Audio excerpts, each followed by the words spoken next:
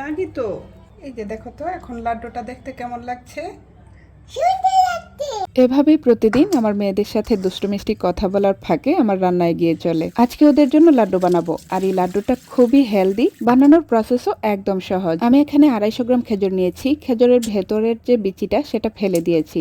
তার আগে খেজুরটা ভালো করে ধুয়ে নিয়েছি। আর এখন বিচি ছাড়া খেজুরটাকে পানি দিয়ে ভিজিয়ে রাখবো। এই লাড্ডু বানাতে আমি এখানে কিছু ড্রাই ফ্রুটস নিয়ে নিচ্ছি 1 মুঠ পরিমাণে কাঠবাদাম, 1 মুঠ কাজু বাদাম, 1 মুঠ সিড এবং 1 মুঠ পেস্তা বাদাম। এখন সবগুলো ড্রাই ফ্রুটসকে হালকা ভেজে নিতে হবে। চুলায় একটি প্যান বসিয়ে গরম করে নিয়েছি, আর সেখানে সবগুলো ড্রাই ফ্রুটস দিয়ে লো আঁচে 3-4 মিনিটের মতো সটে করে নিতে হবে।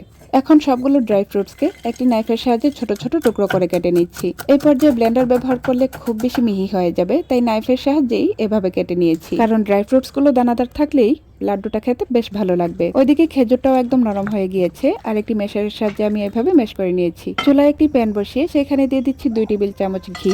প্রথমে ঘিয়ের সাথে ড্রাই ফ্রুটস গুলোকে মিশিয়ে নেব। ঘি দেওয়ার কারণে লাড্ডুটাতে দারুণ একটা স্মেল আসবে। এখন মেশ করে রাখা খেজুর দিয়ে লো আঁচে বাদামের সাথে ভালো করে মিশিয়ে নেব। আর এই মুহূর্তে আমার মেয়ে এসে হাজির। ওর সাথে কথা বলতে বলতে আমি লাড্ডুগুলোকে কেমন বানিয়ে নিয়েছি দেখুন। আমি মজার একটা লাড্ডু বানাই। হ্যাঁ, খাবে তুমি? বানায় নেই।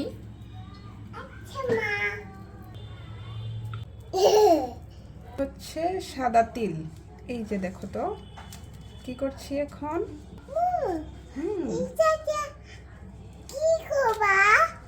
এই যে দেখো তো এখন লাড্ডুটা দেখতে কেমন লাগছে।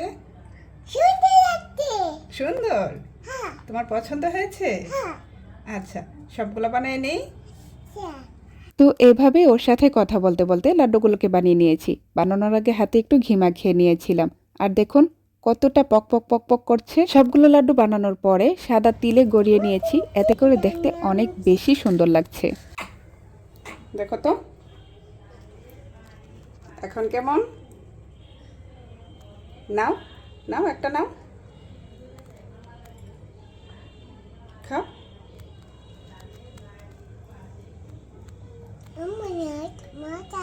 মজা? কেমন মজা? টেস্টি মজা। তো এই ছিল আমার দারুণ মজার হেলদি খেজুর এবং বাদামের লাড্ডু। আর দেখতে যতটা না সুন্দর লাগছে, খেতে কিন্তু তার চাইতেও মজার। তো কেমন লাগলো আপনাদের কাছে জানাবেন। আজকের মতো এখানেই বিদায় নিচ্ছি। ভালো থাকবেন সবাই। আল্লাহ হাফেজ।